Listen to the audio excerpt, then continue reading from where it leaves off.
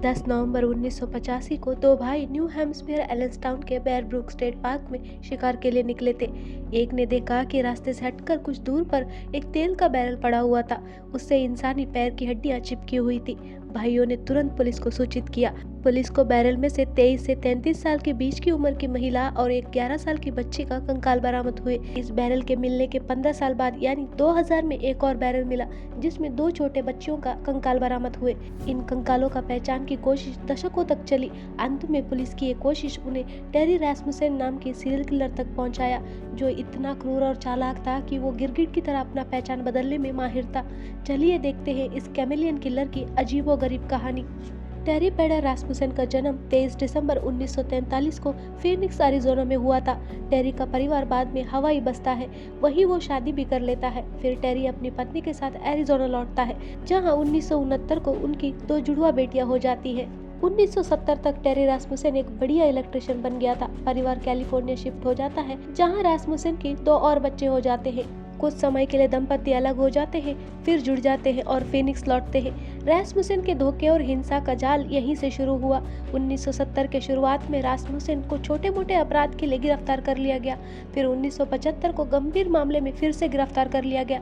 अब तक रास्मुसेन की पत्नी अपने पति की हरकतों से तंग आ गई थी और वो बच्चों को लेकर रास्मुसेन को छोड़कर चली जाती है। 1970 के आखिर में रास्मुसेन बॉब इवंस बनकर यानी झूठे पहचान के साथ न्यू हैम्पशायर चला जाता है और शायद यहीं से उसकी हत्या की होड़ शुरू हुई थी। न्यू हैम्पशायर का गॉक्सटाउन की डेनिस बॉर्डिन पैसों की तंगी से जूझ रही थी। 1981 के नवंबर में अपनी 6 महीने की बेटी के साथ डेनिस अपनी मां के घर थैंक्सगिविंग डिनर के लिए जाती है। साथ में गया था डेनिस का बॉयफ्रेंड बॉब इवंस। उस थैंक्सगिविंग के बाद तीनों गायब हो जाते हैं। डेनिस की मां को लगा कि शायद कर्जदारों से बचने के लिए डेनिस अपनी बेटी को लेकर शायद शहर छोड़कर भाग गई है, लेकिन डेनिस फिर जिंदा कभी नहीं दिखी। जांचकर्ताओं का मानना है कि रास्मुसेन शायद डेनिस को कैलिफोर्निया लाया होगा और वहां उसका कत्ल किया होगा, लेकिन डेनिस का लाश या कंकाल कभी बरामद नहीं हुआ। फिर 1986 के जनवरी महीने में कैलिफोर्निया के स्कॉट्स वैली के हॉलिडे होस्ट आरवी पार्क में गॉर्डन जेनसेन नाम का हैंडीमैन काम करने आता है। उसके साथ थी उसकी 5 साल की बेटी लिसा। जो आरवी पार्क के लोग नहीं जानते थे वो था कि ये नया सहायक कोई और नहीं टेरी रास्मुसेन था। उसी साल जून महीने में गॉर्डन जेनसेन अलियास टेरी रास्मुसेन अपनी 5 साल की बेटी को एक बूढ़े दंपति के पास छोड़कर गायब हो जाता है। इस घटना के 1 साल पहले रास्मुसेन को ड्रंक ड्राइविंग के लिए गिरफ्तार कर लिया गया था। तब पुलिस को रास्मुसेन ने अपनी पहचान कर्टिस मायो किम्बॉल के तौर पर दिया था। अब बेटी को छोड़ने के बाद पुलिस जांच में पता चलता है कि गॉर्डन जेनसेन ही कर्टिस मायो किम्बॉल था, जो असल में टेरी रास्मुसेन था। 3 साल बाद 1989 को रास्मुसेन को बच्चे को छोड़ने के जुल्म में गिरफ्तार कर लिया गया और उसे 3 साल का सजा हुआ। 1 साल के बाद पैरोल में रिहा होने पर रास्मुसेन भाग जाता है, फिर अगले 8 साल तक फरार ही रहता है।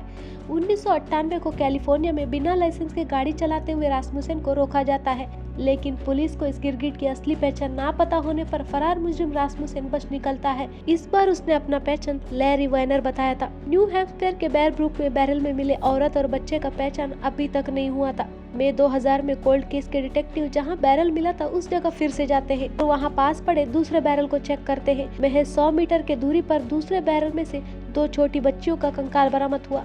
पहली बच्ची 2 या 3 साल की थी और दूसरी बच्ची महज 1 साल की। दोनों बच्चों को किसी भारी चीज से वार करके मारा गया था। 1985 में मिले औरत और बच्ची की कंकाल का डीएनए टेस्ट किया जाता है और पाया जाता है कि पहले बैरल में मिले औरत 2 बच्चों की मां है, लेकिन तीसरी बच्ची का उनसे कोई रिश्ता नहीं था। इस दौरान रिचमंड कैलिफोर्निया में लैरी वैनर बनकर रह रहा रास्मुसेन इंसोन जून नाम की केमिस्ट को डेट करने लगता है। जून 2002 को इंसोन अचानक गायब हो जाती है और उसकी बॉयफ्रेंड लैरी वैनर को पुलिस पूछताछ के लिए ले आती है। बॉयफ्रेंड लैरी का फिंगरप्रिंट 1986 में पैरोल से भागा हुआ मुजरिम कर्टिस किम्बॉल से मेल खाता है। पुलिस इंसोन के घर और गराज की तलाशी लेती है और गराज में इंसोन का कटा हुआ पैर बरामद होता है।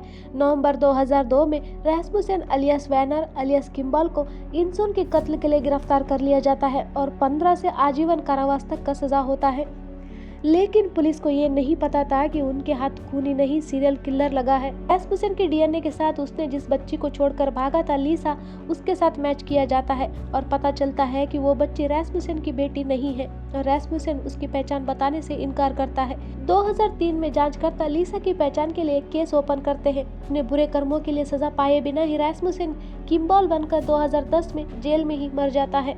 यहाँ San Bernardino County sheriff office ने न्यू हैम्पशायर अथॉरिटीज को रैस्मुसेन अलियास किम्बॉल का फाइल भेजते हैं। अक्टूबर 2016 में एलेंसटाउन के बैरल में मिले कंकालों का डीएनए से किम्बॉल का डीएनए मैच किया जाता है। दूसरे बैरल में मिले 2 साल की बच्ची से रैस्मुसेन का डीएनए मैच होता है और पता चलता है कि रैस्मुसेन उस बच्ची का बायोलॉजिकल फादर है।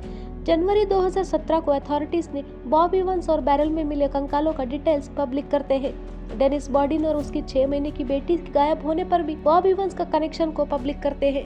जुलाई 2017 को डीएनए से बॉब इवंस की असली पहचान पता लगता है, जो था टेरी रास्मुसेन। बैरल में से मिले कंकालों का आइडेंटिटी अभी भी अज्ञात था। कुछ आम लोग जिन्हें कोल्ड केसेस में इंटरेस्ट था वो इस केस को खोदना शुरू करते हैं। एलेंसटाउन के पास जहां बैरल्स मिले थे वहां पली बड़ी रोंडा रैंडल नाम की महिला स्थानीय लोगों का इंटरव्यू करती है। उस इंटरव्यू में किसी ने बताया कि 1970 के आखिर में बॉब इवंस नाम का इलेक्ट्रिशियन का इन कत्लों से संबंध हो सकता है। 2019 में जीनोलॉजी वेबसाइट पर एक महिला 1978 में गायब हुई सैरा मैकवाटस नाम की बच्ची को ढूंढ रही थी। सारा की मां मैरलिस हनीचर्च की 2 बेटियां थी। सारा उसकी छोटी बेटी थी। सारा की मां 1978 को रैस्मुसेन नाम के आदमी को डेट कर रही थी और अपनी बेटियां मैरी और सारा के साथ अचानक गायब हो गई थी। एलेंसटाउन के बैरल में मिले 3 कंकालों का अब पहचान हो गया था, मैरलिस हनीचर्च और उसकी 2 बेटियां मैरी और सैरा। लेकिन चौथा कंकाल जो रैस्मुसेन की बायोलॉजिकल बेटी थी उसका पहचान अज्ञात ही रह गया। अब एक पैटर्न बन गया था कि रैस्मुसेन अनजानों का कत्ल नहीं करता था, वो अपनों का कत्ल करता था। अलग अलग नाम और पहचान के साथ ये गिरगिट 3 दशकों तक कत्ल किडनैपिंग करता रहा। दुख की बात तो ये है कि इन पीड़ितों के पहचान होने से पहले ही कैमिलियन किलर जेल में ही मर चुका था। मिले हुए कंकालों के अलावा भी उसने कई और कत्ल किए होंगे जो दुनिया से अब तक छुपी हुई है। फिर मिलते हैं एक नए केस के साथ। अलविदा।